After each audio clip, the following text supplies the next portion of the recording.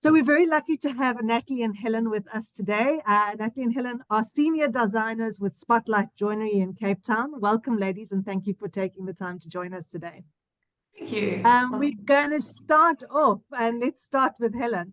Helen, tell me, how did you end up in the kitchen industry? What brought you to starting kitchen design?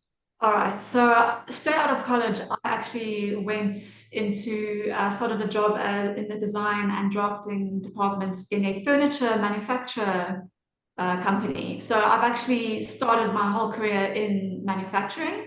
I was there for 8 years, and I then decided to expand from furniture items into a broader spectrum, and that obviously encompassed joinery and therefore kitchens and much more.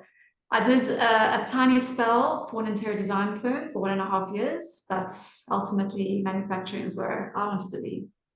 Yeah. And how long have you been with Spotlight now? I've been with Spotlight about 4.5 years. And the journey from sort of entry-level designer up to senior designer, has that gone fairly quickly once you started to show your talents?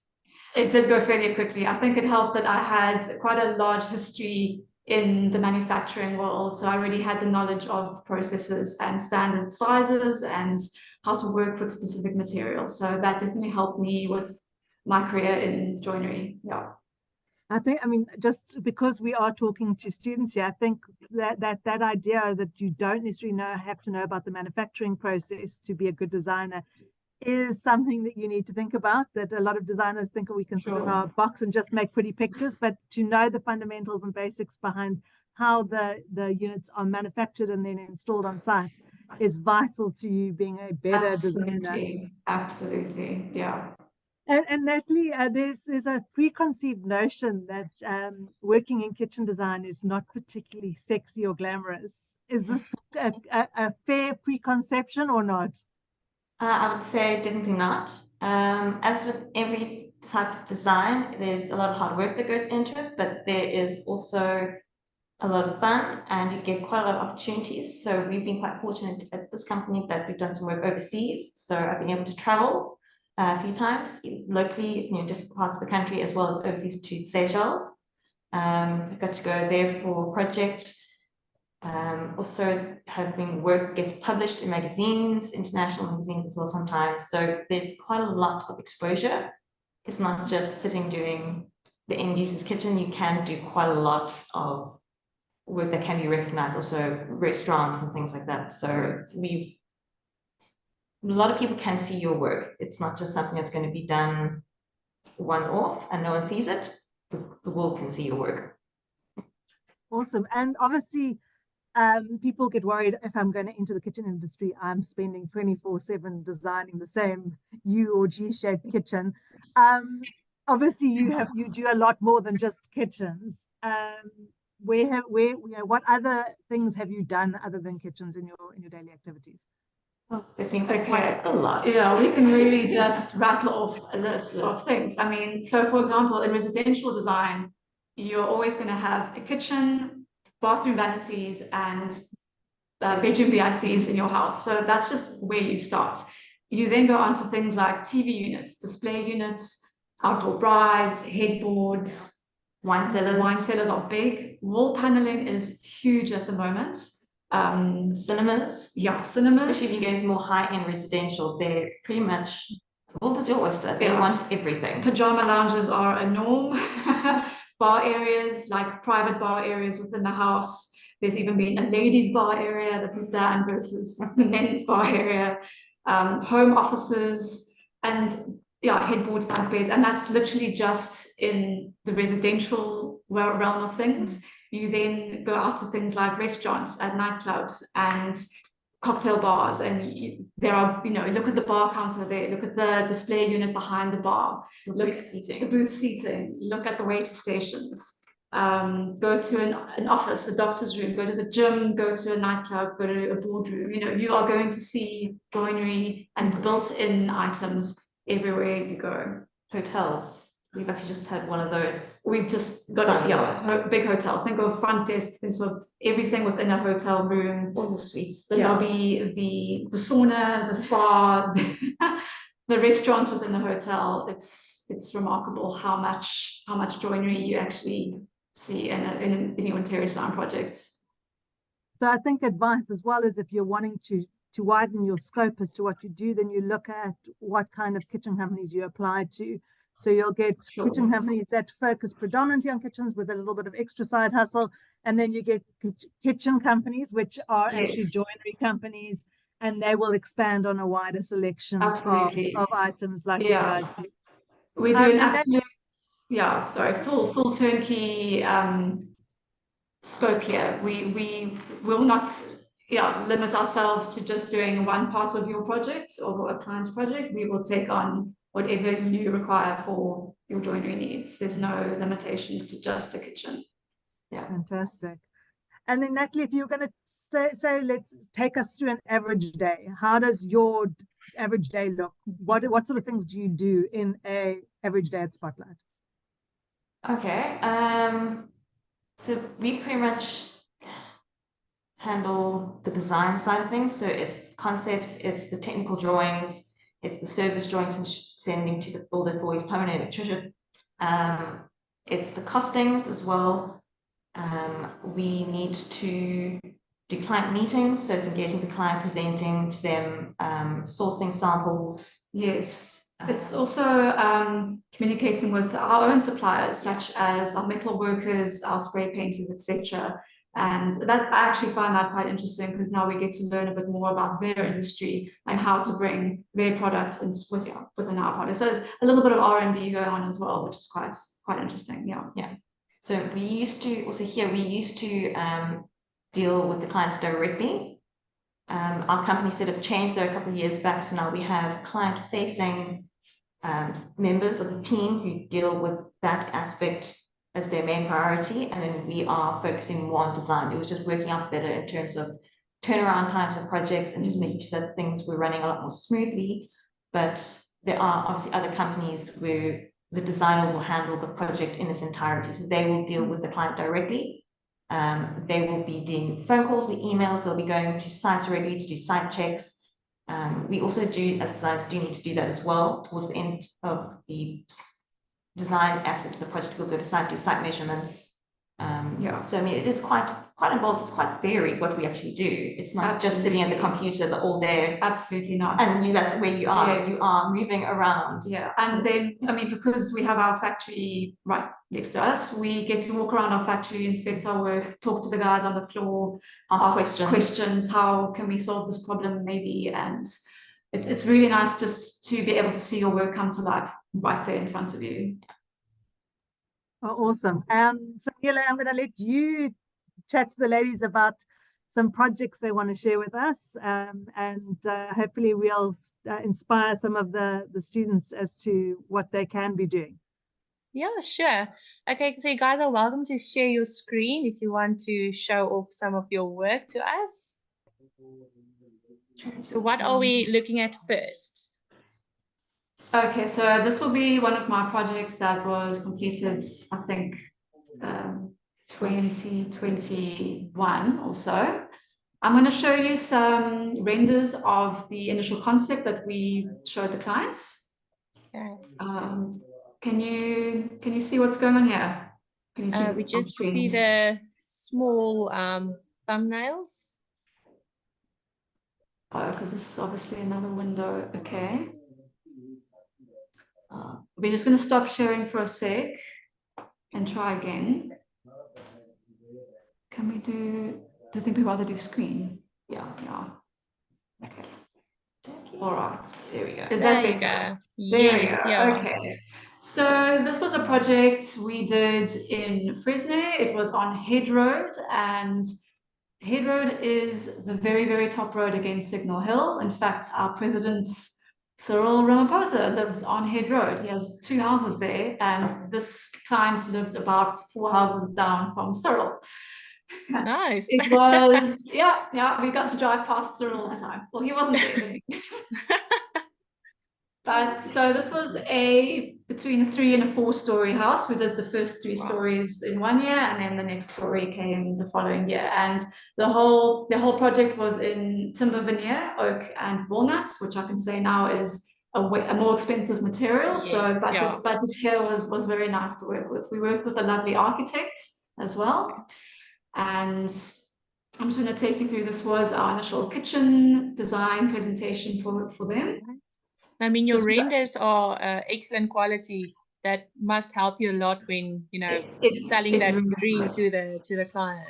Absolutely. We actually have a dedicated render technician in our company, and his renders are even better than what you're seeing here, because these were done on a earlier version of his software. So I think the renders really help in selling a project to the end users for sure. Yeah. So yeah, this was just the kitchen. We did, as I said, about 3 stories of the house. Wow, stunning. This is a door. There's a door here that goes into the scullery. That's also part of our joinery, because it all has to integrate into that everything. Seamless look. Seamless look, exactly. We have to use the same veneer from the same batch for one room. So it's nothing. There's quite a lot of sort of technical aspects. It's not that you go just buy a few sheets of veneer and, you know, you'll come right. No. You have to match the grains, make sure that from the same, you know, sort of batch number, so that, because I mean, it's a natural product, so every sheet will differ. Absolutely, you're spot on there. So that's another challenge to overcome with working in timber, for sure. What I can show you now is just some finished pictures, and then I can actually show you one of my drawings for the project. So can you see that? Oh yes, beautiful. Yeah. So you guys did all the wall cladding, everything? All the wall cladding, this floating units. So yeah, so really joinery is way more than just kitchens. And just that little touch there around the elevator door with the is it a yeah, marble? that is a marble, that's correct. That's a stone, yeah. We also Beautiful. have little design features like this, like integrating slats with your switch plates, just to make it look a bit more smarter, let's say, and thought out. Yeah. So this was all done in walnut, which is beautiful material. And here, this is just following on the same. This is the same passageway, but this is a rounded curve. We actually had to create that curve using a whole big substructure. The wall itself wasn't curved. We had to create it. Create that curve. Yeah, and then you probably can't see it here, but you know, cutting your slats around stairs to that they're all equal and everything. That's just another view from that same area. I think this also just shows the importance of having a good, you know, design team when it comes to the joinery, because it sort of takes the message or the look through the entire house. You know, it carries the design through. Absolutely, yes. You're doing from head to toe, you are involved in the design, so you need to make sure that every room is talking to each other, and it's all got the level of detail that we produce. This was a headboard we did. Well, it's a headboard and display case next to it. Again, we integrated the switches, the plugs, the lights and everything in there. I just thought that was quite a nice design. This was their walk-in wardrobe, and literally every single wall in this room was a wardrobe of some sort. It was absolutely remarkable, yeah. And they did the skinny shaker design, which is quite popular. Yes. It's just another view of it. They have this beautiful, seat. What's actually quite interesting is that the clients, they provided their own hardware, and they bought all of these handles from IKEA, actually. Oh, okay. They brought it down in their suitcase from overseas. Yeah. I know. And this is actually some shots of the kitchen itself, which is finished kitchen. So similar to what you saw in the renders, but actually even more spectacular. Yeah.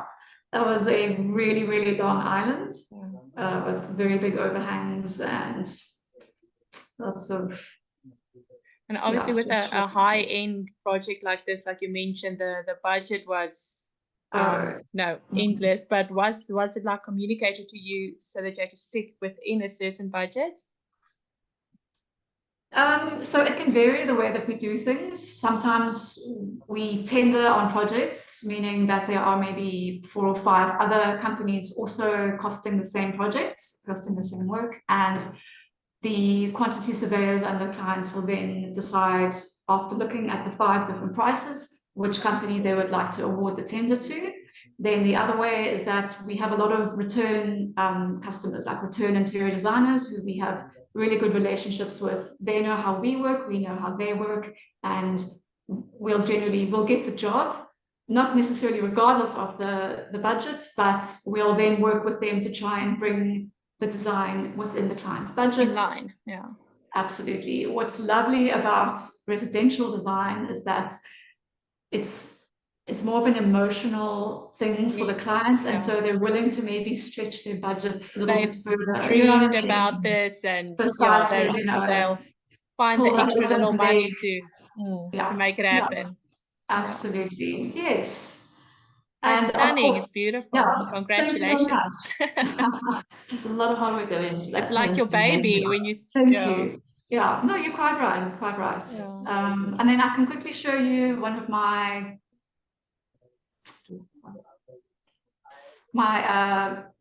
drawings for the project. So this what I'm showing you now is a typical drawing pack that will go through to the factory for manufacturing.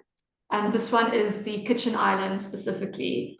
We would be here all day if I had to go through every piece of joinery. So it's just an overall look at the kitchen and the island itself. Give the guys on the floor an overall view. This actually had LED lighting underneath the top of the stone all the way around. Go. And something just like that, integrating your PowerPoints, you need to think of all those little small details. Absolutely right. Yeah. This is just explaining how we have to use some steel structures to support the stone overhangs. Now we look at the top view showing the carcasses. These were in timber veneer, which is insane. Yeah, there you see the exact sizing of the carcasses as well, which is so important. Correct. Yes. A little bit. So this is an example of our level of detail into our construction drawings. That's a big, zoomed in detail showing the LED lighting below the top. There's more details into more LED lighting. This was we have a downdraft extractor behind the oven, which is quite a not complicated feature, but it's you need to be showing you need to details plan like that. for it. You need to plan it. You're quite right. And even things like you need to be able to access the downdraft extractor for any after project sort of. Yes. If it needs a service or a clean or something. That's another thing to have to incorporate into design, is how to access parts of the joinery. And then we just go into smaller details of all of this details just for the island. I'm sure it took a very long time to do this whole project. No, you're quite right. Yeah, this is a 20-page run. And then at the very beginning, we have it's your job card, and you specify basically every piece and element that goes into this particular piece of joinery. Yeah, your materials, your hardware, specific finishes, specific pieces of, we had brass plates or brass kick plates at the bottom, all of that type of thing. Yeah. So that is one of my feature projects that I'm very, very proud of. Nat, and you should be. Thank you. That has also got a brilliant project to show you. So okay, I'm gonna just go for a second. Just find this. So I had 1 or 2 projects that had very different elements to them. I'll show you one that's not so heavy with the timber. Okay, just to break them through a moment. Start with the renders. So okay, let me just okay, so again, our render tech did this. Was a home out in Somerset West. It was a pretty young couple, 2 young children. They had bought the home that was rather large plot. sort of a Tuscan style originally, which they weren't too keen on. They decided to try and modernize it a little bit, but they also needed to stick to a certain theme to tie in with the existing structure. So they decided to do a shaker style kitchen and joinery throughout, almost throughout. There's one or two elements that went quite modern. The husband decided he wanted something a little bit different. But for the kitchen, they did something quite straightforward, a little bit of detail at the back with a little bit of display, quite a few appliances. They were quite big into their cooking. Integrated fridge freezer though, and then obviously your ovens were the main feature. They'd ended up doing for a pit cooker, which is one that gets machined into the stone directly. There's no you say a plate stove surround, so you had to be quite careful with the material that we were using for the stone tops. They also wanted to be able to bring in a little bit more warmth to the space. So they decided that the second island, which is where the kids are going to sit and do their homework most of the time, would be a timber feature that we could go a little bit more detailed with. So everything else is quite a straightforward, simple shaker, and then we've got the detailing, the turning, or the machining of chamfer details on the island legs. Let's see. So again, we've got some pocket doors, which are quite popular at the moment. Yeah, they are very popular. We've got a lot of stone on the splashbacks, bits of LED lighting just to add a little bit of interest and some task lighting. I mean, that detail that goes into just taking that stone up against the wall, that's something you really need to get right when it comes to your quoting and planning with your stone guys. With those appliances, the two 900 ml, it looks like that's quite unusual to have two 900 ml ovens. And then also a 600. And then a little 600 with the microwave and a warm drawer. The client actually went to Miele's, because they had Miele previously and they were going to go with Miele again. So they went to Miele's showroom because they had a relationship with the sales rep there. He'd done their previous home. He managed to convince them to go down to 600s because he did a brilliant job of explaining to them the advantages and disadvantages of each of the appliances. And the client had been adamant at the beginning that they were having 90 centimeters. They were dead set on it. No, they needed the space, they needed the amount of cooking. They were then eventually happy to go with 60. No, this is the best thing ever. So you need to also be able to work with your suppliers in a way and let them do what they do best. And it helps make the whole project work seamlessly at the end. Here we also did the scullery space just at the back end. Laundry run, appliances raised off the floor for ease of access. Little pull-out drawers below to put the baskets on. And then, very utilitarian space at the back here, tucked away, but still needed to tie in with the same look and feel as the main kitchen. That simple grey shaker door with, I'm assuming it's like a gold or brass handle. It's such a timeless look. I think a lot of time you have to guide clients also in a way that they'll still be happy with the kitchen in 2 to 3 years. That's right. So many of them they go through Pinterest and Instagram and they see these amazing designs in other people's homes, but those are trends that are current only for a few years. They're going to be the amount of money that people spend on their joinery. This needs to last for a good 10 years. So we need to help them get the look that they're wanting, but one that's going to be timeless and that's going to be lasting them and give them good value for money, basically. Unfortunately, I don't have proper finished photos of the space. I've got only ones that were from during the snagging process. So I'm not going to show those ones just yet, but I do have the renders of the next area that I just wanted to show, which was where the husband decided to have his say, which was the entertainment area. So here he said he wanted to go completely different. It's a small little wing on the side of the house. They're going to spend a lot of their time in the space, especially him. And he had his list of appliances. He's got his gas fry at the back. He's got his big green egg, his pizza oven. He's got the integrated fridge freezer, the vacuum drawer, and then the bar area around the side with his wine fridges, his ice machine. I mean, this was his space. And he said he doesn't want it to be the same as the rest of the house. This needs to be almost like a mini man cave.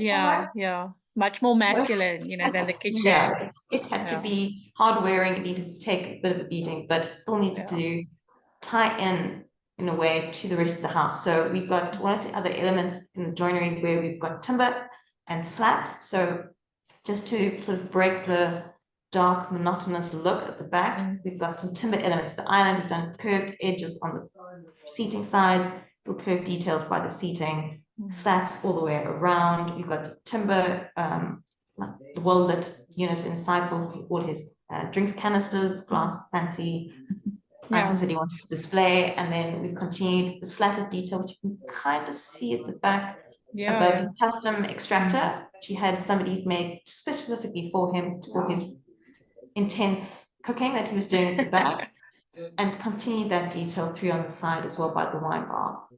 So it's just a good example of the multifaceted, you know, sort of level that when we say we do kitchen design, you know, joinery design, it just encompasses everything.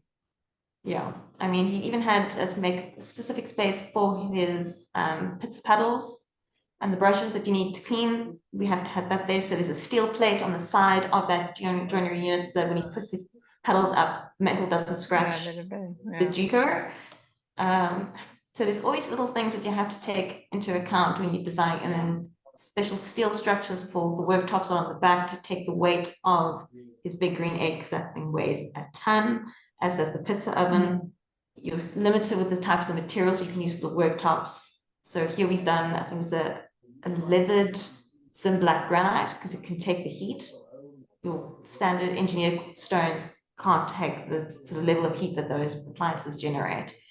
Then just to look around, we did the cladding around the wall to tie in the two runs, because there's actually a wall in between the two, so just to make that whole space, you know, flow from one area to the next. We did some cladding around that, and then that's his little bar area with an antique mirror back, small slatted detail on the door with an integrated detail to the slatted to create the handle.